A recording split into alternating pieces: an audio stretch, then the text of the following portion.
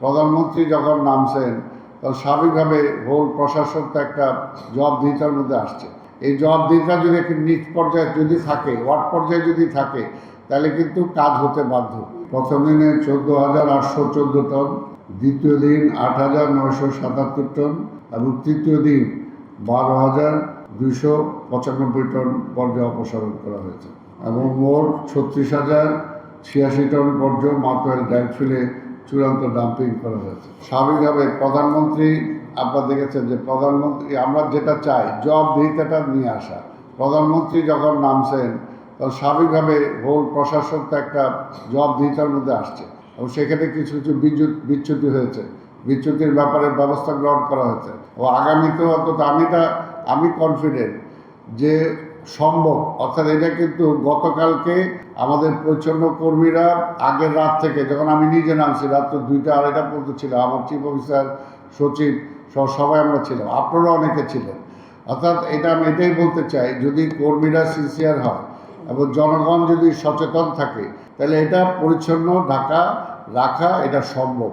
আমাদের প্রধানমন্ত্রী যেটা চান ক্লিন সিটি, এটা পসিবল, এটা বাস্তব, এটা সম্ভব। কাজে এর জন্যই যেটা আমরা এখন চাই, যার যেখানে দায়িত্বে যতটুকু আছে সেই দায়িত্বের কোথাও কোনো অবহেলা সহ্য করা হবে না। তার দায়িত্ব সেটুকু পালন করতে হবে এবং এই ব্যাপারে আপনারা দেখবেন সামনে যে আমরা আরও খুঁটিনাটি বিষয়গুলো আমরা তলিয়ে দেখব যে কোথায় কোথায় ব্যর্থ আছে, কী কারণে সার্ভিসটা তারা ফুলফিল হয় না, সেগুলো আমরা বের করে এগুলো ওয়ার্ড ওয়াইজ আমরা বের করব এবং আনিকদেরকে আমরা যথেষ্ট আরও ক্ষমতা দিচ্ছি যাতে আনিকরা, আঞ্চলিক নির্বাহী কর্মকর্তা যারা আছেন, তারা যাতে পুরোপুরি প্রতি সপ্তাহে আপডেটটা নেন এবং আপডেটের পরে যাতে সেটা ব্যবস্থা গ্রহণ করে। স্বাভাবিকভাবে আমাদের কিছু কর্মীর সংখ্যা কিছু কম আছে, সেগুলো মাননীয় প্রধানমন্ত্রীকে বলেছি যে আমরা কর্মীর সংখ্যা যাতে বাড়াতে পারি, সেটার জন্য আমরা চেষ্টা করছি।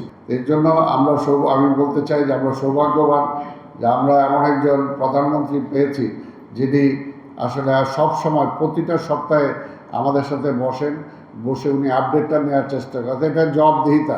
এই জবাবদিহিতা যদি একটি নিচ পর্যায়ে যদি থাকে, ওয়ার্ড পর্যায়ে যদি থাকে, তাহলে কিন্তু কাজ হতে বাধ্য, কাজ হবেই, সেটা আমি বিশ্বাস করি।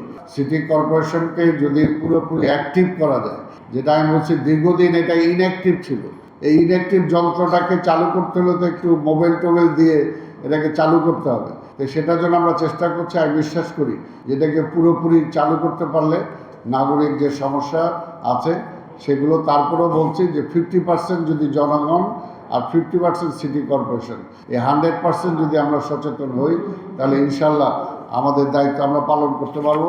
এবং আগামী দিনে এখন থেকেই বারবার আমরা বলছি যে চিকনগুনিয়া এবং ডেঙ্গু এর প্রভাব থেকে যাতে প্রভাবমুক্ত আমরা করতে পারি বা কম হয়, সেটার জন্য এখন থেকে আমরা প্রচেষ্টা নেব।